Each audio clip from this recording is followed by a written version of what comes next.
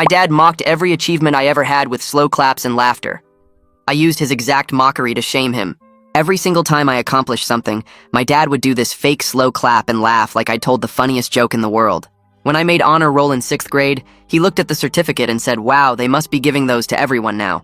When I got into varsity soccer as a freshman, he laughed and asked if they needed someone to carry water bottles. When I got accepted to college with a partial scholarship, he actually doubled over laughing and said the school must be desperate for tuition money. He'd tell his poker buddies about my achievements like they were comedy sketches, always ending with how standards had really dropped these days. Meanwhile, when Dad got Employee of the Month at his accounting firm, he framed the certificate and made us celebrate at a steakhouse. When he won $50 on a scratch-off, he called everyone he knew. When his boss complimented his spreadsheet organization, he talked about it for 3 weeks straight. But my full ride to graduate school? He laughed so hard he cried and said universities were basically giving away degrees now. My mom would tell me to ignore him, that he was proud in his own way. But I'd watch him at my graduation ceremonies, and while other parents cried with joy, he'd be smirking and shaking his head like the whole thing was ridiculous. When I got my first job at a tech company, he asked if they knew I couldn't even fix the Wi-Fi router at home. When I got promoted within 6 months, he said they probably just needed to fill diversity quotas. The worst part was he'd do this in front of other people. At family gatherings, he'd bring up my accomplishments just to mock them. He'd say things like, "My niece thinks she's special because she got some participation trophy they call a degree now." Or he'd tell his brothers that I got promoted, but it was probably just because my boss felt sorry for me. His brothers would look uncomfortable, but Dad would keep going, explaining how everything was easier now and accomplishments didn't mean what they used to. When I bought my first house at 26, he walked through it laughing at everything. The kitchen was too small, the yard was pathetic, the neighborhood was pretentious. He told me I'd probably lose it in a year when reality hit about what mortgages actually cost. He took pictures, but only to show his friends what kids considered success these days. When I started dating someone serious, he laughed at how I described her and said she was probably just after my tech money. When we got engaged, he told me marriage was for people who couldn't handle being alone. At the wedding, during his speech, he made jokes about how long he gave us and how at least the divorce would teach me about real life. His coworkers who attended looked horrified, but he thought he was hilarious. That's when I found out something interesting. Dad's company was hiring for a new position that would be his boss's boss. They wanted someone with tech experience to modernize their systems. The hiring committee included 3 external consultants who would interview all candidates in panel format.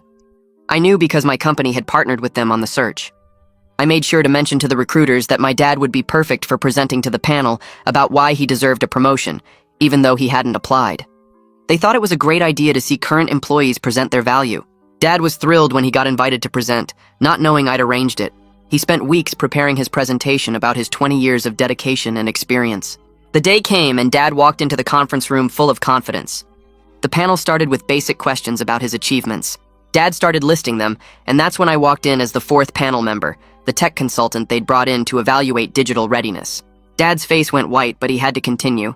He talked about his Employee of the Month award, and I did his signature slow clap and laughed.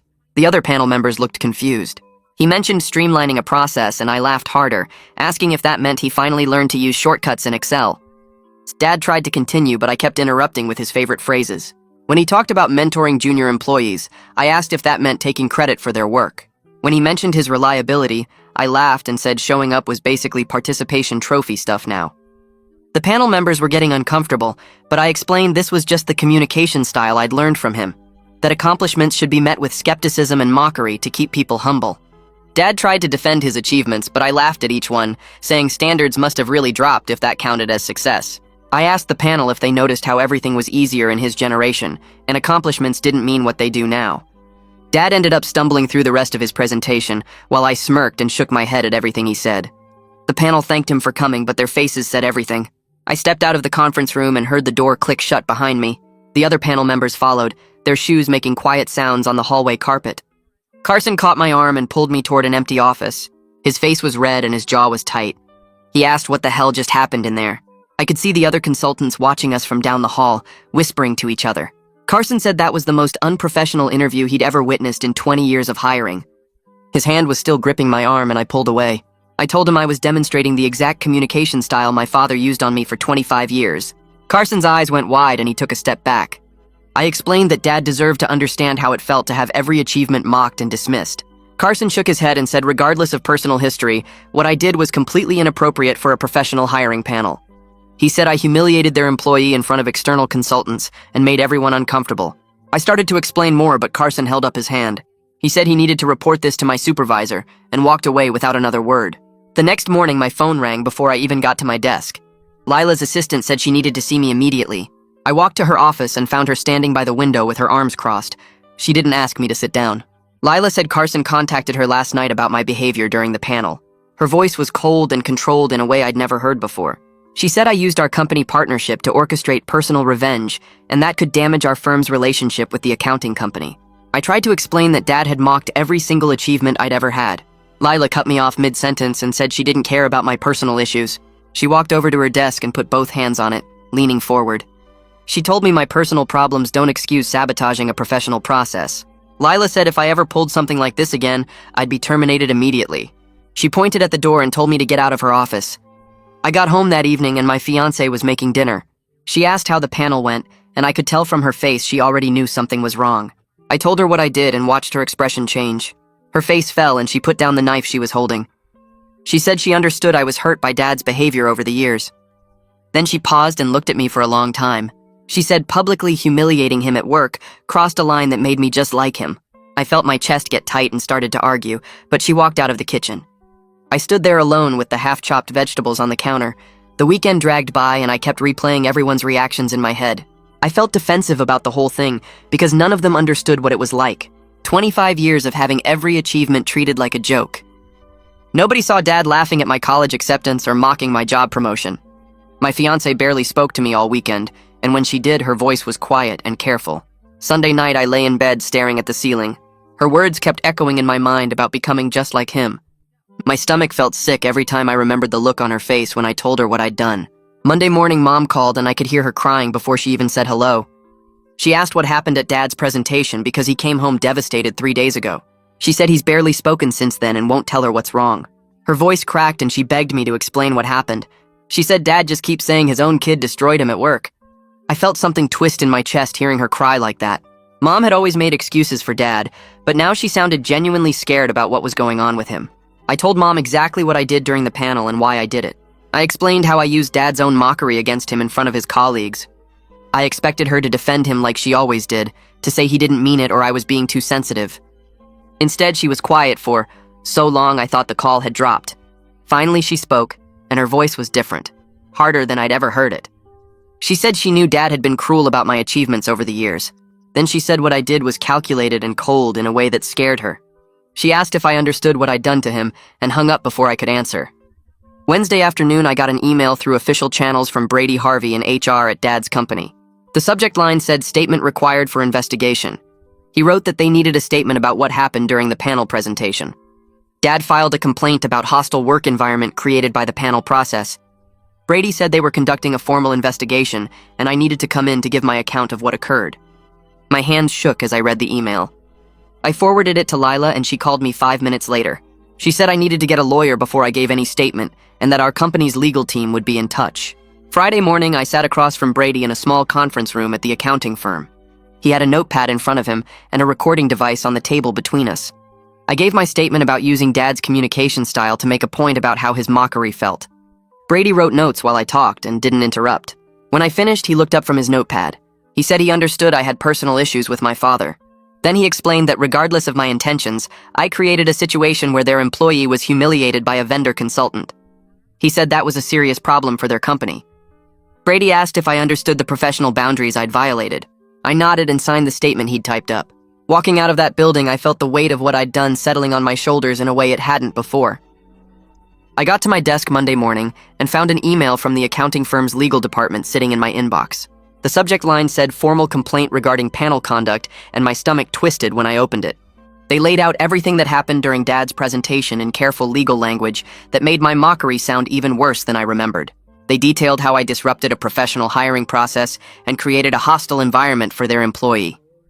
They were requesting a formal response from my company and an investigation into my conduct. I forwarded it to Lila immediately, and she called me into her office 20 minutes later. Her face was tight with anger when I walked in, and she had the email pulled up on her screen. She asked me if I understood the position I'd put our company in, and I started to explain, but she held up her hand to stop me. She said the accounting firm was threatening to end their partnership with us over this, and she had to spend her morning writing an apology letter for my behavior. She showed me the draft, and I could see how carefully she'd worded it to take responsibility without admitting legal fault. She said she'd defended me to upper management, but this was my final warning, and any similar conduct would result in immediate termination. I nodded and apologized, but she just pointed at the door and told me to get back to work. Tuesday afternoon, my phone rang from a number I didn't recognize, and when I answered, a man's voice said it was Tyson. It took me a second to place the name, and then I realized it was Dad's poker buddy from all those years of hearing about their games. He said he needed to talk to me about what happened with Dad, and asked if I could meet him for coffee. I almost said no, but something in his voice made me agree. We met at a place near my office, and Tyson was already there when I arrived, looking older than I remembered from family gatherings. He ordered us both coffee, and then sat back in his chair studying me. He said he'd known my dad for 15 years through their poker group, and he'd watched Dad mock my achievements at every game. He said it always made him uncomfortable, but he never said anything because it wasn't his place. Then he leaned forward and his voice got harder. He said what I did at that panel was worse than anything Dad ever did to me, because mine was planned and calculated. Dad's mockery came from his own insecurity about never accomplishing much in his career, but I deliberately set up a situation to destroy him in front of his colleagues. Tyson kept talking and explained that Dad had been calling out sick from work for the past week because he couldn't face the people who witnessed what happened. He said Dad's confidence was completely shattered, and he'd stopped talking about work entirely, even with his closest friends. Tyson said he understood why I was angry after years of Dad's treatment, but revenge didn't actually fix anything. It just created new damage. He finished his coffee and told me I needed to think about whether humiliating Dad was worth what it cost both of us. Then he left, and I sat there alone with my thoughts getting heavier. I realized Dad hadn't called me once since the panel presentation happened, which was weird because he normally couldn't resist commenting on everything I did. The silence felt different from his mockery, heavier somehow, like the space between us had filled with something worse than his jokes. I kept checking my phone expecting a sarcastic text or a voicemail with his laugh, but there was nothing. The absence of his mockery made me understand for the first time that I'd actually hurt him in a way that went beyond just embarrassment. Wednesday morning, I got an email from Wilhelmina Brooks asking to schedule a call. I remembered her from the panel, the external consultant who'd looked increasingly uncomfortable as I mocked Dad's presentation. When we talked, she was professional but distant. She said she was withdrawing from the executive search process because what she witnessed at the panel made her too uncomfortable to continue working with the firm. She explained that she'd been hired to evaluate candidates objectively, but what happened with Dad and me turned the process into something personal and ugly. She said family issues shouldn't contaminate professional settings the way I'd allowed them to, and she couldn't be part of a search that had been compromised like that. She wished me well and hung up before I could respond. I sat staring at my phone, realizing that my revenge had damaged more than just Dad's reputation. It had affected other people's careers and the firm's hiring process. That evening, my fiancée came home from work and found me sitting on the couch staring at nothing. She sat down next to me and took my hand and said we needed to talk about what my revenge said about our future together. Her voice was gentle but serious, and she said she'd been thinking about what happened at the panel all week. She said she was worried that I was capable of such calculated cruelty when someone hurt me. She asked how she could trust that I wouldn't do something similar to her if we had a big fight or went through a rough patch in our marriage. She said she needed to know I could handle conflict in healthier ways than planning elaborate revenge. I felt something break inside me when she said that, and I started crying. I told her the revenge didn't feel satisfying at all like I thought it would, and now I just felt empty and ashamed. She pulled me close and held me while I cried and said healing from Dad's treatment required therapy, not revenge. She said she'd support me if I was willing to do the real work of processing my hurt instead of trying to inflict it on other people. Friday afternoon, Carson called my cell phone directly instead of going through official channels. His voice was tired when I answered, and he said he had news about Dad. He told me Dad had withdrawn his complaint against the firm and resigned effective immediately. Carson said Dad claimed in his resignation letter that he couldn't work somewhere that allowed him to be treated the way I'd treated him during the panel. But Carson said everyone knew the real reason was that Dad couldn't face the embarrassment of staying after what happened. Carson said he felt bad about the whole situation because he understood both sides, but there was nothing he could do to fix it now. He told me Dad had 20 years at that firm and walked away from all of it because of one presentation. Then he hung up and I sat there feeling sick. Mom called an hour later, and this time her voice wasn't sad, it was angry. She said Dad's career was destroyed because of what I did, and I needed to understand the full consequences of my revenge. She said Dad was 53 years old, and he'd resigned without another job lined up. She asked how they were supposed to manage their mortgage and bills if he couldn't find something comparable at his age. She said Dad had spent 20 years building his reputation at that firm, and I'd ruined it in one afternoon. Her voice cracked and she said she didn't know if she could forgive me for this, and then she hung up. I tried calling her back, but she didn't answer. The guilt hit me hard that night when I really thought about what I'd done. Dad's mockery had hurt me for 25 years, but it never actually damaged my career or my achievements. I still got promoted, still bought my house, still got engaged, all despite his jokes. But my revenge cost him his job of 20 years and destroyed his professional reputation. I wanted him to feel small like he'd made me feel all those years, but I hadn't thought about the real-world consequences beyond that moment of satisfaction. I'd focused so much on making him understand my pain that I didn't consider what it would actually cost him. Now he had no job and a ruined reputation, and I had to live with knowing I'd done that to him on purpose. I spent the next 3 days trying to reach Dad, but every call went straight to voicemail, and my texts stayed on delivered without any response. Each attempt made the guilt heavier, because I knew he was actively avoiding me and I couldn't blame him for it. Mom finally called back on Wednesday afternoon, and her voice sounded tired when she told me Dad wasn't ready to talk yet. She said the resignation broke something in him that she hadn't seen before, like he couldn't face being the person who got humiliated at work by his own kid. She didn't know when he'd be ready to hear from me, and honestly, she wasn't sure he ever would be. The way she said it made me understand that this wasn't just about hurt feelings anymore. It was about Dad's entire sense of who he was getting destroyed in front of his colleagues. I thanked her for telling me and hung up feeling worse than before, because at least when I didn't know, I could pretend he might answer eventually. Lila called me into her office Friday morning and closed the door behind us, which immediately told me this wasn't good news. She sat down and pulled up an email on her screen before turning it toward me so I could read it. The accounting firm was ending their partnership with our company, effective immediately because of what happened during the panel presentation. They cited breach of professional conduct and said they couldn't continue working with a firm that allowed consultants to use business settings for personal vendettas. Lila's face was hard when she told me this was going to cost us a contract worth over $200,000 annually. She said the executive team decided I was reassigned to a different division where I wouldn't have any contact with external partners or clients. My role in consulting was done, and I'd be moving to internal systems development starting Monday. She didn't yell or get emotional, just stated the facts and told me I was lucky they didn't terminate me entirely given the damage I'd caused. I left her office understanding that my revenge didn't just hurt Dad, it hurt my own career and my colleagues who depended on that contract. My fiancé brought up therapy that weekend while we were sitting on the couch, not really watching the movie playing on TV. She said she'd been thinking about everything that happened, and she was worried about me going into our marriage carrying this much anger and hurt. She told me she loved me, but she needed to see that I was committed to being better than the pain Dad had caused me over the years. The way she looked at me when she said it made me realize she was genuinely scared that I might handle conflicts in our marriage the same way I handled this situation with Dad. She suggested I find a therapist who specialized in family stuff before the wedding so I could work through 25 years of feeling dismissed and mocked. I agreed because I could see in her eyes that this wasn't just a suggestion, it was something she needed from me if we were going to move forward. I found a therapist the following week through my insurance and scheduled an appointment for that Thursday afternoon. The office was in a building downtown, and the waiting room had those generic calming paintings that every therapy office seems to have. The therapist was older with gray hair and glasses, and she had me fill out intake forms before we started talking. I spent the first session just explaining the history with Dad, all the slow claps and mockery and how it felt to have every achievement treated like a joke. She listened without interrupting and took notes occasionally, but mostly just let me talk. When I got to the part about the panel presentation, she asked me what I thought I'd accomplish by doing that to him. I told her I wanted him to understand how his mockery felt, and she nodded slowly before saying that revenge from a place of hurt doesn't actually heal anything. It just spreads the pain around. She said Dad's behavior was clearly about his own insecurities, but my response was about making him hurt the way I hurt, which meant I was still letting his opinion define my worth. That hit harder than I expected because I realized she was right. Tyson called again 2 weeks into my therapy sessions, and his voice sounded strained when I answered. He said Dad had been applying for accounting positions at other firms, but he kept bombing the interviews because his confidence was completely destroyed. Tyson told me he'd gone to lunch with Dad the previous week and watched him try to talk about his professional achievements, but his voice started shaking, and he had to stop. He said it was painful to watch because Dad was actually good at his work. He just lost the ability to advocate for himself after what happened at the panel.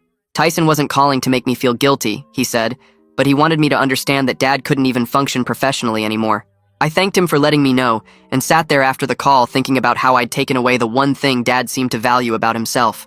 The realization came slowly over the next few days as I processed what Tyson had said. I took away Dad's career pride the same way his mockery tried to take away my pride in my achievements. The symmetry of it should have felt satisfying, but instead it made everything worse because I proved I could hurt him, but I didn't prove anything about my actual worth. All those years of accomplishments were real, regardless of whether Dad acknowledged them. But now I'd destroyed his career, and that was real too. The revenge didn't make me feel better about myself. It just made me someone who could calculate how to hurt another person in the place they felt most vulnerable. I brought this up in therapy, and my therapist helped me see that I was still measuring my value against Dad's opinion, just in a different way now. Mom sent me a text message 3 weeks after Dad resigned, and it was short and direct. They were selling the house because they couldn't afford the mortgage without Dad's income from his old job. She said she wasn't trying to make me feel guilty, but she wanted me to understand the full impact of what happened at that panel. The house I grew up in, where Mom had lived for 30 years, was going on the market because I'd cost Dad his career. I read the text 5 times, and each time it felt heavier. This wasn't just about hurt feelings or damaged pride anymore. It was about real financial consequences that would change their entire lives. I wanted to call her, but I didn't know what to say that wouldn't sound like empty apologies or excuses. My fiancé and I had a long conversation that night about the wedding, and she suggested we postpone it until I was in a better emotional place.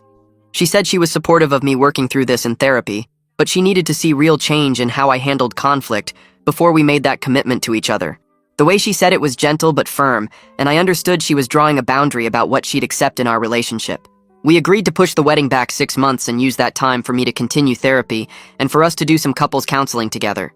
She told me she loved me and believed I could do the work, but she needed to see it actually happening, not just hear me say I would change. In therapy over the following weeks, I worked on understanding that Dad's mockery was never really about me or what I accomplished. My therapist helped me see that Dad was afraid his own achievements weren't enough, that he'd spent 20 years at an accounting firm doing solid work, but never becoming a partner or getting major recognition. When I succeeded in ways he never did, it highlighted his own perceived failures, and he dealt with that by diminishing my accomplishments. The therapist said my revenge came from that same place of inadequacy, trying to prove something about my worth by making him hurt. She helped me understand that seeking validation through revenge just kept the cycle going because I was still letting Dad's opinion matter more than my own assessment of my achievements. Brady contacted me 5 weeks after the panel incident through a professional email to my work address. He said Dad's former colleagues had been asking questions about what happened, and the story was spreading through their professional network in ways that made both Dad and me look bad. People were hearing different versions and filling in gaps with speculation that painted us both as unprofessional and vindictive. Brady suggested I might want to reach out to Dad directly before the narrative got worse and damaged both our reputations beyond repair. He said this as someone who understood family dynamics could get messy, but also as an HR professional who'd seen how workplace conflicts could follow people for years. I thanked him for the heads up and sat staring at my computer screen, trying to figure out how to reach someone who wouldn't answer my calls or respond to my messages. I opened my laptop and started typing the letter to Dad, deleting and rewriting the first sentence at least 10 times. Each version felt either too defensive or too apologetic, and I couldn't find the right balance between acknowledging what I'd done and explaining why I'd done it. I finally settled on starting simple, just telling him I was sorry for what happened at the panel and that I wanted him to understand my perspective, even though I knew it didn't excuse my behavior. The words came easier after that, and I wrote about how his mockery had accumulated over 25 years until I couldn't see my own achievements as real anymore, just as jokes waiting for his punchline. I explained that I'd wanted him to feel what I felt, to understand how it crushed something inside me every time he laughed at the things I was proud of, but I acknowledged that public humiliation at his workplace was wrong regardless of my reasons. I didn't try to minimize what I'd cost him or pretend the consequences weren't severe, just admitted that I'd been angry and hurt and handled it in the worst possible way. I printed the letter and addressed an envelope, staring at his name written in my handwriting and wondering if he'd even open it or just throw it away. I mailed it the next day and then spent the following week checking my phone constantly, waiting for a response that never came. Mom called 2 weeks after I sent the letter, and her voice sounded tired in a way that made my chest tight. She told me Dad had read the letter multiple times, that she'd found him in his study late at night with it spread out on his desk, and once she'd walked in to find him crying with the pages in his hands. She said he was starting to recognize how much damage his mockery had done over the years, really seeing it clearly for the first time instead of brushing it off as harmless jokes. But she also said he was struggling with the fact that his own behavior had led directly to what I did at the panel, that he'd created the situation that destroyed his career, even if I was the one who executed it. Mom's voice cracked when she told me Dad kept saying he didn't know how to fix what he'd broken in me, and now I'd broken something in him, and maybe neither of them could be repaired. She didn't sound angry anymore, just sad and exhausted, like she'd been carrying too much weight for too long, and finally had to set it down. Tyson called me 3 months after the panel incident, and I almost didn't answer because I figured he was calling to tell me what a terrible person I was. Instead, He said Dad had finally gotten a job offer at a smaller accounting firm across town with significantly lower pay and fewer benefits. Dad was taking it because they needed the income after burning through most of their savings during the job search, but everyone in their professional circle knew it was a major step down from where he'd been. Tyson said Dad's former colleagues had been asking questions about why he left so suddenly, and the rumors ranged from performance issues to personal scandals, none of them close to the truth, but all of them damaging. He told me Dad went to the new office every day looking defeated, like someone had taken away the one thing he felt confident about and left him scrambling to rebuild from nothing. Tyson wasn't calling to make me feel guilty, he said, just to let me know that the consequences were still unfolding, and Dad was paying for his behavior in ways that went beyond just losing his job. I sat in my therapist's office working through the complicated mess of guilt and anger that came with knowing Dad was suffering because of what I'd done. The therapist helped me understand that my self-worth couldn't be tied to either Dad's approval or his mockery, that I'd accomplished everything despite his behavior, rather than because of any motivation it provided. She walked me through my achievements one by one, asking me to describe what I'd done to earn each one and how it felt in the moment before Dad's reaction. I talked about studying for hours to make honor roll, practicing soccer until my legs ached, working late nights on projects that led to my promotion, and she made me see that all of that was real, regardless of how Dad responded to it. She said Dad's opinion didn't change the validity of my achievements any more than a stranger's opinion would, but I'd given him power over how I saw my own success by needing his validation. The work was slow and frustrating because every time I thought I'd separated my worth from his judgment, another memory would surface of him laughing at something I'd been proud of, and I'd feel that same crushing doubt. My fiancé and I started couples counseling the following month because she needed to know I could handle hurt and anger in healthier ways before we got married. The counselor asked us both what we needed from each other, and my fiancé said she needed to see me develop better coping mechanisms for when I felt dismissed or attacked, because revenge wasn't something she could live with in our marriage. I told her I needed to prove to both of us that I was capable of breaking the patterns I'd grown up with, that I wouldn't become the kind of person who hurt others when I was hurting. The sessions were hard because they forced me to look at how my relationship with Dad had shaped the way I handled conflict in general, always either swallowing my feelings or eventually exploding with disproportionate responses. My fiancé shared that she'd been scared after the panel incident, not just of what I'd done to Dad, but of what it meant about how I might handle disagreements between us in the future. We worked on communication strategies and healthy boundaries, and slowly I started to understand that healing from Dad's treatment required building new patterns rather than just avoiding the old ones. Carson reached out 6 weeks after the panel through a carefully worded email saying he'd been thinking about what happened and wanted to understand my perspective better. I was surprised he'd contact me at all after how everything went down, but I agreed to meet him for coffee at a place halfway between our offices. We sat across from each other in a corner booth, and I explained the full history of Dad's mockery, starting with that first slow clap in 6th grade and continuing through every achievement he'd dismissed or laughed at. Carson listened without interrupting, his expression shifting from uncomfortable to understanding as I described 25 years of having my accomplishments treated as punchlines. I told him about the wedding speech where Dad predicted my divorce in front of everyone we knew, and how that had been the moment I decided he needed to experience what his mockery actually felt like. Carson nodded slowly when I finished and said he appreciated me being honest about my motivations, even though it didn't change the fact that what I'd done was wrong. Carson leaned back in his seat and said he'd grown up with a father who was hypercritical of everything he did, never satisfied with any achievement, and always pointing out what could have been better. He described how that kind of parental dismissiveness created lasting damage that showed up in unexpected ways throughout his adult life, making him second-guess his decisions and constantly seek validation from others. He said he understood why I'd snapped after years of Dad's mockery, that there was only so much a person could take before they hit a breaking point and did something they'd regret. But he also said what I'd done was still wrong because I'd planned it deliberately rather than just losing my temper, and that calculation made it harder to justify even with the context of Dad's behavior. He told me he hoped both Dad and I could find a way to heal from this, because carrying that kind of pain around just poisoned everything else in life, and we both deserved better than to be defined by the worst things we'd done to each other. Mom called a month later and asked if I'd come to dinner, saying Dad was ready to talk to me. My hands started shaking when I heard that because I'd been waiting for this conversation, but also dreading it, knowing it would be painful regardless of how it went. I agreed to come over that Friday evening, and I spent the days leading up to it rehearsing what I'd say and imagining every possible way the conversation could unfold. I drove to their house feeling like my stomach was full of rocks, parking in the driveway and sitting in my car for 5 minutes before I could make myself go inside. Mom answered the door and hugged me tight, whispering that Dad was nervous too and to please be patient with him. I walked into the dining room and saw Dad sitting at the table staring at his hands, and the whole scene felt surreal after months of him refusing to speak to me.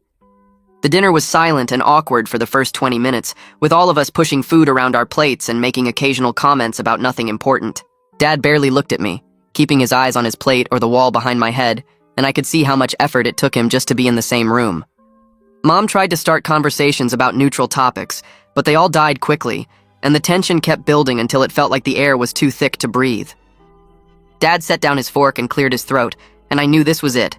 The conversation we'd been avoiding was about to happen whether we were ready for it or not. He said he'd been thinking about all the times he'd mocked my achievements, really examining each incident, and trying to understand why he'd done it, and he was starting to see why I'd done what I did at the panel, even though it had destroyed him professionally. Dad's voice was quiet and strained as he admitted that my accomplishments had highlighted his own perceived failures, that watching me succeed in ways he never had made him feel small and inadequate. He said seeing me get a full ride to graduate school when he'd never finished his bachelor's degree, watching me buy a house at 26. When he'd been 35, knowing I'd gotten promoted faster than he ever had in his entire career, all of it had made him feel like he hadn't done enough with his life. He explained that mocking my achievements was his way of protecting himself from that feeling, of convincing himself that my success didn't count as much as his own smaller victories because standards had dropped or I'd gotten lucky. He looked at me directly for the first time and said it was never really about me or what I'd accomplished. It was about his own fear that he wasn't enough. And never would be, and he dealt with that by trying to make my achievements seem less significant. He said it didn't excuse his behavior, and he knew the damage he'd done couldn't be undone. But he wanted me to know the mockery had never been because my accomplishments weren't real or impressive. It was because they were too real, and it terrified him. I sat there staring at my plate while Dad's words hung in the air between us. Mom reached over and squeezed both our hands, and the gesture felt like she was trying to hold us together physically, since we couldn't manage it emotionally. I cleared my throat and forced myself to look at Dad directly, instead of at the wall behind his head. I told him I was sorry again for what happened at the panel, that I wanted him to feel the same shame and smallness he'd made me feel for years. But I didn't think about what it would actually cost him. Dad nodded slowly and said he understood why I did it, even though it destroyed everything he'd built at that firm. We both sat there acknowledging out loud that we'd hurt each other badly, and neither of us had handled our pain in anything close to a healthy way. The admission felt heavy and uncomfortable, but also necessary, like lancing an infected wound that had been festering for decades. Dad pushed his food around his plate and said he wasn't ready to forgive me yet for costing him his career. His voice was quiet but firm, and I respected the honesty even though it stung. I told him I wasn't ready to forgive him for 25 years of mockery either, that we couldn't just erase that damage with one conversation. Mom looked like she wanted to push us toward reconciliation faster, but she stayed quiet and let us navigate this ourselves. Dad and I agreed that maybe forgiveness wasn't something we could reach right now, but understanding each other better was at least a starting point. We finished dinner in relative silence, but it felt different from the tension at the beginning, more like we were both processing instead of avoiding. The next few months passed in a strange pattern of occasional phone calls that felt stilted but honest. Dad would call on Tuesday evenings usually, and we'd talk about surface things at first before gradually getting into harder topics. He told me about his therapy sessions, and how his therapist was helping him understand why he'd needed to diminish my achievements to protect his own ego. I shared what my therapist was saying about how revenge doesn't actually heal the original hurt, it just creates new hurt for everyone involved. Our conversations were awkward, and sometimes one of us would get defensive and we'd have to back off and try again later. But slowly we started talking about things that didn't revolve entirely around the panel incident or his years of mockery. We talked about work and life, and slowly started to remember that we were related by more than just our mutual damage. My fiancé and I had a long conversation about the wedding and what it meant to be moving forward with marriage while I was still working through so much family stuff. She suggested we postpone until the following year to give me more time in counseling and to make sure I was really making progress.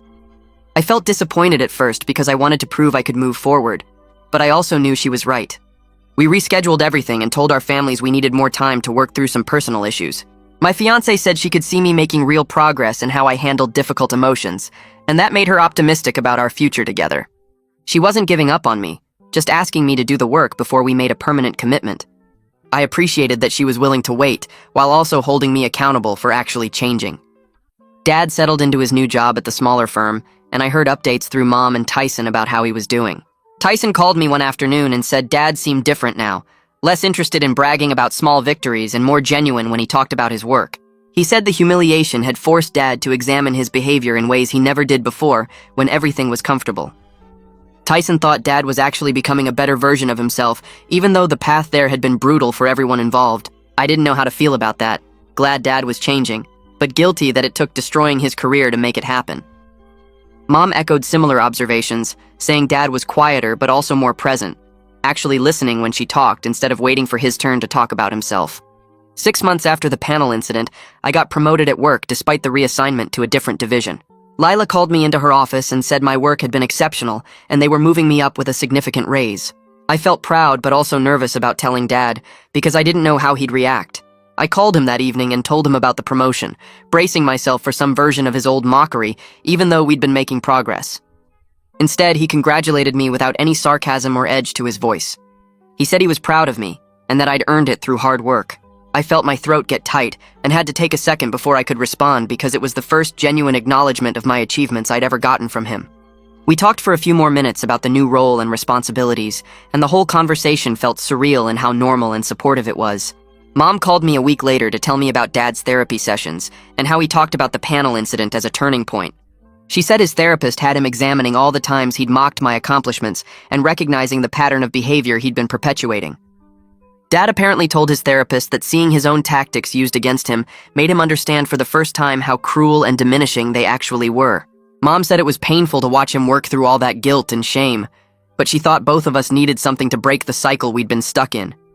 She wasn't excusing what I did, but she also wasn't excusing his decades of mockery, just acknowledging that we'd both contributed to a toxic dynamic that needed to end. Dad called me 6 months after our first dinner conversation, and his voice sounded different, more settled somehow. He said he'd been thinking about all my achievements over the years and going through them one by one in therapy. He told me he was genuinely proud of everything I'd accomplished, from honor roll in 6th grade to my current promotion. His voice cracked when he said he was sorry it took public humiliation for him to recognize what he'd been doing to me all those years. I sat on my couch listening and felt tears running down my face because I'd waited my whole life to hear those words. We talked for over an hour about specific memories and moments where his mockery had cut deep, and he apologized for each one individually. I told Dad I was sorry too, that it took calculated revenge for me to express how much his mockery hurt me instead of finding healthier ways to communicate. I said I wished we'd both been brave enough to have honest conversations years ago instead of letting the hurt build until it exploded in the worst possible way. Dad agreed, and we both acknowledged that we couldn't undo the damage we'd done to each other, but we could try to build something better going forward. The conversation felt like a real turning point, not just surface reconciliation, but actual understanding of how we'd both failed each other. We agreed to keep working in therapy and to keep having these honest conversations even when they were uncomfortable. My fiancé suggested we all meet together to talk about boundaries before the rescheduled wedding. She wanted to make sure Dad and I were on the same page about how we'd handle family events going forward. We met at a restaurant halfway between our houses and sat down with coffee while my fiancé laid out her expectations. She said she wouldn't tolerate mockery or revenge in our family, and that both Dad and I needed to commit to healthier communication patterns. Dad and I both agreed immediately because we'd been working toward exactly that in our individual therapy sessions. My fiancé asked specific questions about how we'd handle disagreements and what we'd do if old patterns started creeping back in. We talked through scenarios and made concrete plans for how to support each other in staying accountable to the changes we were making. Dad called me 2 weeks after that dinner meeting and asked if we could talk about the wedding. I expected another excuse or maybe an attempt to back out of the conversation we'd started. Instead, he told me he wanted to contribute money toward the wedding costs as an apology for his engagement party speech. His voice sounded different, quieter somehow, without the usual edge of mockery. He said he'd been thinking about what he said that night, about predicting our divorce and making jokes about how long we'd last. He told me it was cruel, and he wanted to make it right in whatever way he could. I sat there holding my phone, not sure how to respond because this was the first time Dad had ever acknowledged his behavior and tried to fix it. I told him he didn't have to do that, but he insisted he wanted to help pay for the venue or the catering or whatever we needed. I accepted his offer because it felt like a real gesture, not just empty words. My fiancé was surprised when I told her, and she said it showed he was serious about changing. We picked out a nicer venue than we'd originally planned since Dad's contribution made it possible. My next therapy session focused on something I'd been avoiding for months. The therapist asked me if the revenge at the panel had actually healed the hurt from Dad's years of mockery. I wanted to say yes, that seeing him stumble through his presentation while I laughed had made everything better. But sitting there in that office, I had to admit the truth. The revenge created new hurt for both of us without fixing the old wounds. I told the therapist about the satisfaction I felt in that conference room, watching Dad's face go white when I walked in. I described how good it felt to use his own tactics against him, to make him feel small the way he'd made me feel small for 25 years. But then I had to talk about everything that came after. Dad losing his job, Mom crying on the phone, my fiancé looking at me differently. The therapist helped me understand that healing required processing the pain, not passing it on to someone else. She said revenge is like drinking poison and expecting the other person to die. I'd hurt Dad badly, but I was still carrying all the same hurt he'd given me over the years. The only difference was now I had guilt and shame on top of everything else. Dad and I started having monthly dinners after that conversation about the wedding money. We picked a restaurant halfway between our houses and agreed to meet there on the first Friday of every month. The first dinner was so awkward I almost left twice. We sat across from each other, barely making eye contact, ordering food we didn't really want. Dad asked about my job and I gave short answers. I asked about his new position and he did the same. Everything felt forced and uncomfortable, like we were strangers trying to have a conversation. But we kept showing up every month because we'd both committed to trying. By the third dinner, we could talk about basic stuff without the tension being so thick. By the sixth dinner, Dad told me about a problem he was having at work and actually asked for my advice. I gave him some suggestions about updating their digital systems, and he listened without making jokes or dismissing what I said. We still had moments where old patterns crept in. He'd start to make a sarcastic comment and catch himself. I'd feel defensive about something small and have to breathe through it. But gradually we found we could talk about our lives without everything turning into a judgment or a mockery. My fiancée pulled me aside one night after I got home from therapy and told me she wanted to talk. I braced myself for bad news because her tone was serious. Instead, she said she was proud of the work I'd been doing. She told me she could see real changes in how I handled conflict and hurt. When her mom made a passive-aggressive comment at dinner the week before, I'd stayed calm instead of getting defensive. When my project at work got criticized, I took the feedback without spiraling into self-doubt. She said these things seemed small, but they showed I was learning healthier ways to deal with difficult emotions. Then she said something that made me tear up. She told me she was excited to marry me now that she knew we could work through hard things together. For months after the panel incident, she'd been scared that I'd handle our inevitable conflicts with the same calculated cruelty I'd shown Dad. Watching me do the therapy work and seeing actual changes had given her confidence in our future. We set a new wedding date for the following spring, giving us time to finish the couples counseling we'd started. The wedding day arrived on a perfect April morning with clear skies and warm sun. I stood at the altar watching my fiancé walk down the aisle and felt genuinely happy for the first time in over a year. The ceremony was simple and beautiful, exactly what we'd wanted. But the moment that stuck with me came during the reception when Dad stood up to give his speech. The room got quiet, and I felt my stomach tighten, remembering his engagement party speech where he joked about our divorce. Dad looked nervous, holding his note cards with shaking hands. He started by saying he'd given a speech at our engagement party that he deeply regretted. Then he talked about watching me grow up and accomplish things he'd never dreamed of achieving. He listed specific achievements, my honor roll certificates, my soccer trophies, my college acceptance, my graduate degree, my job promotions, my house purchase. His voice cracked when he said he was genuinely proud of everything I'd accomplished and ashamed that it took him so long to say it out loud. He talked about the person I'd become, someone who worked hard and treated people with kindness, even when life was difficult. He said he was honored to be my father and grateful that I'd given him another chance after he'd spent years being the father I deserved. Several family members came up to me afterward saying they'd never heard Dad talk that way before. His brother told me Dad had been practicing that speech for weeks, wanting to get every word right. After the wedding, Dad and I kept up our monthly dinners and added something new.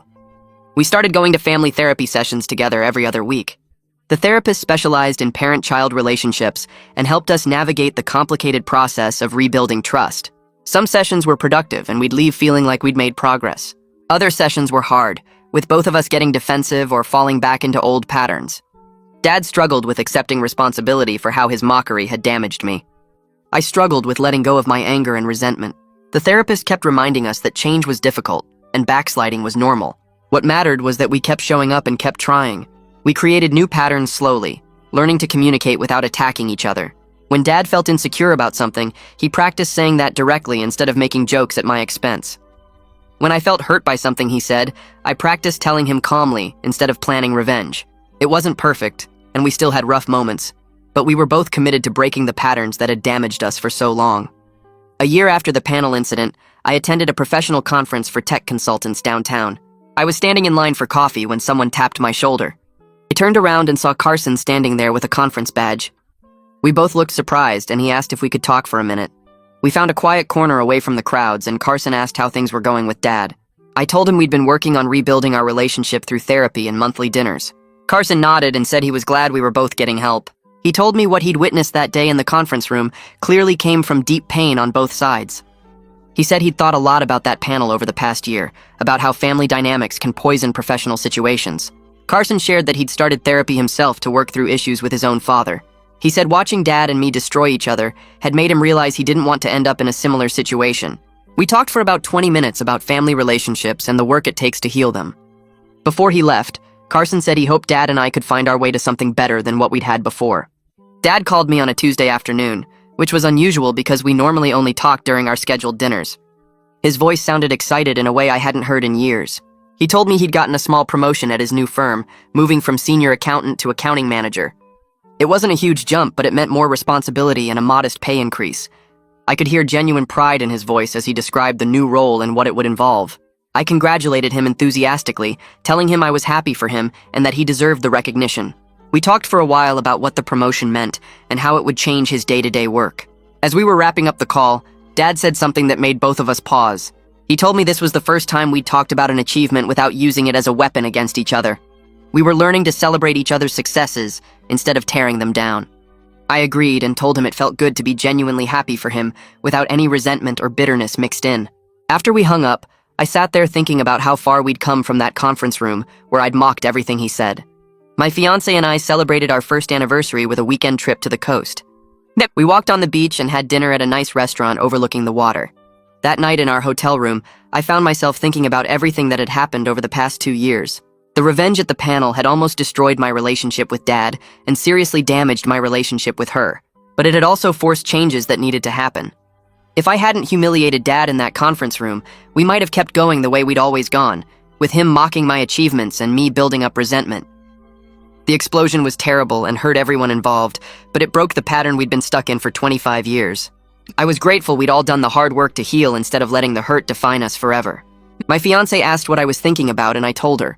She said she was proud of how much work I'd put into therapy and into rebuilding my relationship with Dad. She told me the person I'd become over the past year was someone she was excited to build a life with.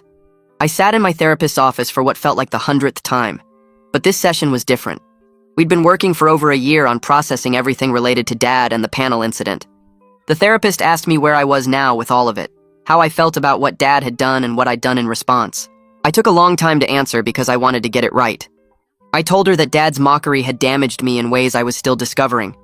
His constant dismissal of my achievements had made me doubt my own worth and seek validation in unhealthy ways. But I'd finally accepted that his mockery didn't define my worth. My accomplishments were real regardless of whether he acknowledged them. At the same time, I'd accepted that my revenge had damaged him, but didn't define my character. I'd done something cruel and calculated, but that wasn't who I wanted to be going forward. The therapist nodded and said this was the work, accepting that we're all more than the worst things we've done to each other. Dad and I were both capable of change if we chose to do the hard work. I was choosing it every day in therapy and in our monthly dinners. Dad was choosing it in his own therapy and in how he talked to me now. We both carried scars from what we'd done to each other, but we were learning to use those scars as reminders to treat each other better. A month after our anniversary trip, Dad called me and asked if I wanted to go fishing. We hadn't done that since I was maybe 10 years old, back before everything got complicated between us. I said yes without thinking too much about it because something in his voice sounded different, like he was actually nervous about asking me. We met at the lake early on a Saturday morning, and Dad had already rented a boat and bought bait. He looked older than I remembered, more tired around the eyes, but he smiled when he saw me, and it reached his eyes for once. We loaded our stuff into the boat and headed out to the middle of the lake where Dad said the fish were biting lately. For the first hour, we just fished in comfortable silence, which was nice because we didn't have to force conversation or pretend everything was perfect. Eventually, Dad started talking about how he'd been going to therapy twice a week and working through a lot of stuff about his own dad, who apparently never told him he was proud of anything either.